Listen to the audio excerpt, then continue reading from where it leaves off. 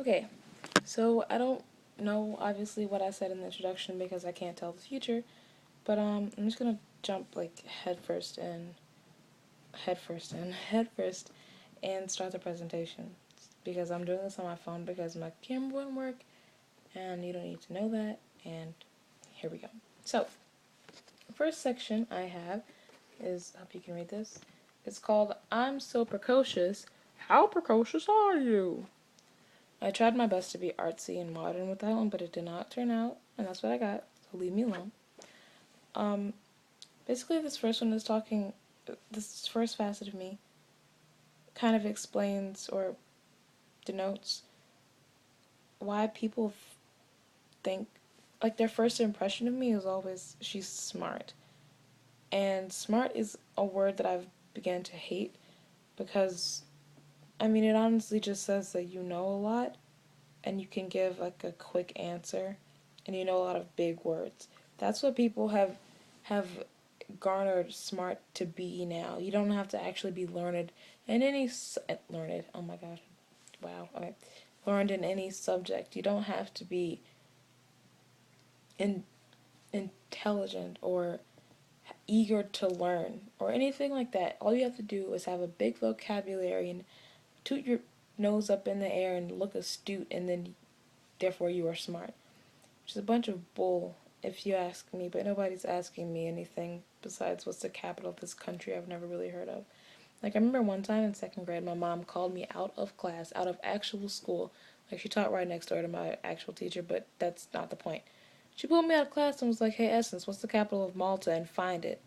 And so I told her the capital of Malta, and I pointed it on her huge world map on her wall, and everybody was like, oh, man, I should do that. And she's like, yeah, my daughter's smart. And if you study hard, you can be smart too. And I have never, probably like 4 times since then, never wanted to like just sit my mom down and say, shh, more than I did in that one moment because I was so embarrassed. Not only were half of my friends in our class, but I mean, she told teachers, she told like the nurse, the freaking nurse gave me a band aid the day after that and was like, so you know where Malta is? Yes, ma'am, I know where Malta is, and I don't know why you get so pissy about it, but gee, you're a 45-year-old woman. Why did you go learn where Malta is? I'm not stopping you. If you're watching this, go look at Malta. Anyway, um, but yeah, it's a label that I've come to hate, and it's kind of like the integral part of me, I guess, that I don't want to get rid of. Ignorance is bliss is the truest statement, and I am miserable all the way. I'm so happy that I'm not ignorant or, have a desire, that I do have a desire to learn. Um, so yeah, you probably, that's not really going on with like the me you never knew, but now you know that I really hate it. So if you're talking about me, don't tell people that I'm smart. Just tell them I'm cool and I collect rocks or something. Just don't say smart, please. Alright, so the second facet is hidden pleasures. That is a poorly drawn onk, and I'm sorry that you had to see that for so long. So, the hidden pleasures facet really falls in line with um, my internal struggle between religion and theology. Religion and theology, religion and logic. Um, Logically, there are a lot of things that I research because I love to research like different philosophies and things of that nature that don't really coincide with Christianity, like Pan African Kemetism or Hermeticism, which is like mystic Christianity. It's like the Kabbalah for Christians. Jake. Um, there's so many things that I look up and that I, invest myself into. Like, I'm thinking about getting a sigil tattoo, which a sigil is like, it was originally used in magic, and what you would do is you would make a phrase out of the words, it is my will to be, and you would take all the consonants, but don't repeat any of them, and then you would, like, form it into a symbol and, like, write them places and do magic, and boom, it's your will to be, like, it is my will to be immaculate, and then you would be immaculate, or is my will to be one with golden flax hair, and then boom, golden flax hair, things of that nature. But I just think the whole concept of it is really cool, and I wouldn't mind having it in my body forever. But the thing about it is, I don't practice dark magic, and I believe in Jesus. And I don't know if I want to get a cross tattoo, but I know I want to get it is my will to be an intellect, to be one of intellect. Um, that actually sounded a lot better when I wrote it down. I have a whole book and list full of them. Um, like it is, you can also change it. Like it is my will to. Um, one of them is my will to travel to Nibiru, which is like the Planet X Sumerian astronomy type thing.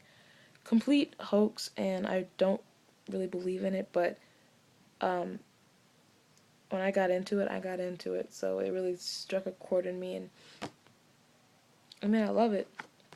I love learning new things, and I love expressing them, and I want to express them forever, I guess, on my body. But Jesus is like, nah, man. See, that's not even right. That's not even how it goes. You just can't pick and choose from different theologies and things that you may like. You can't just say, oh, I like that, and I like that, and I like that, and I like that. So let me just sprinkle it all with a little Jesus juice and call it holy, and then practice it. Like, it's not the way it happens.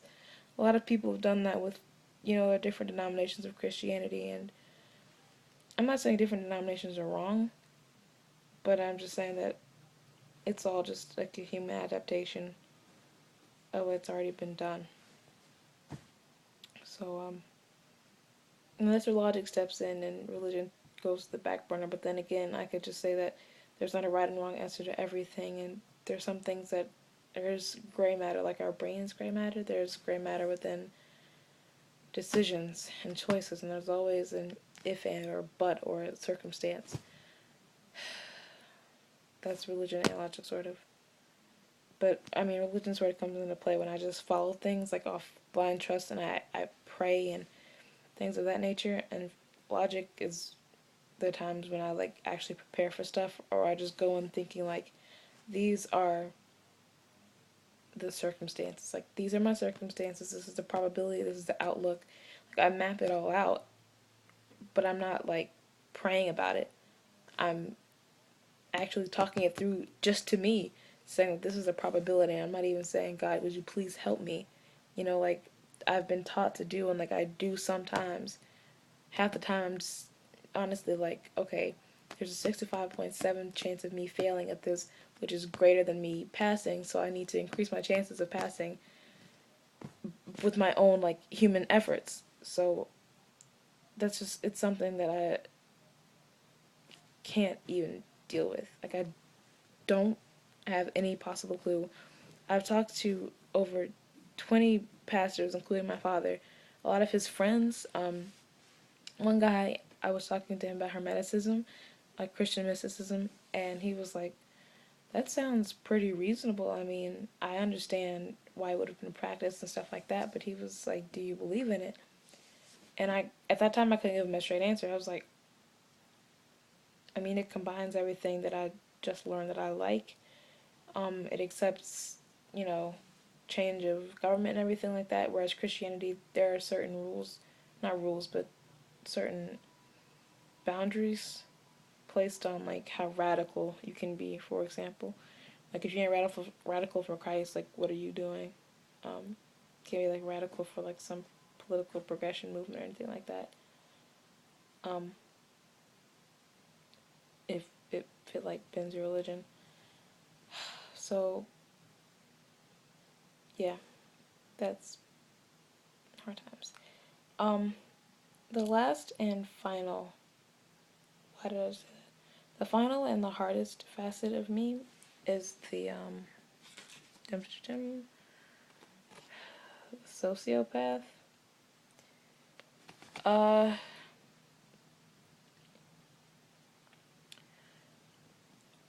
October 2012, I took this personality quiz because I'm always doing them. But this one I saw on Tumblr, and it was like the weirdest personality test. And I got into it, and I was like, dang, this is really weird. Like all it was a series of like flashing lights and blinking and like numbers and sounds, like high pitched hums and stuff like that. And they wanted you to explain like how you feel and like which one you felt safer with and things like that. And I was like, man, this is the stupidest thing ever. Like, it's so freaking dumb. And when I got to my results, I cried my eyes out because I had never been analyzed so thoroughly in my entire life. It wasn't like it was like 4 paragraphs of just essence. This is you. It was like 5 sentences that summed who I am up like that.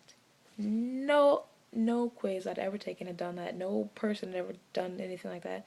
Like, no, I'm extremely self-aware. I'm extremely cognizant of who I am and every single second of my life. Like, I've never had a true moment of indecision ever. And at that point, I was like, dang, that's me, you know? And I mean, I hadn't even noticed certain things like, I noticed certain things within myself, but at the same time, I never read myself that way. And it got me like that. I mean, just off like these questions, like where did I feel more safe, with the white arrow or the black arrow, or like with this hum, or like this circle or this circle, like things like that.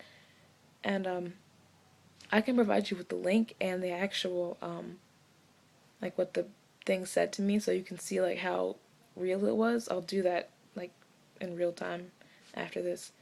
But I mean, I cried my eyes out. And I contacted the guy who actually does the quizzes and stuff like that. And he was like, yeah, everybody's been telling me about it. That's why I almost shut the website down. Like, he shut his, he had another website up just so you could contact him and, like, reach him and stuff like that. Because he does, like, psychological tests and everything like that.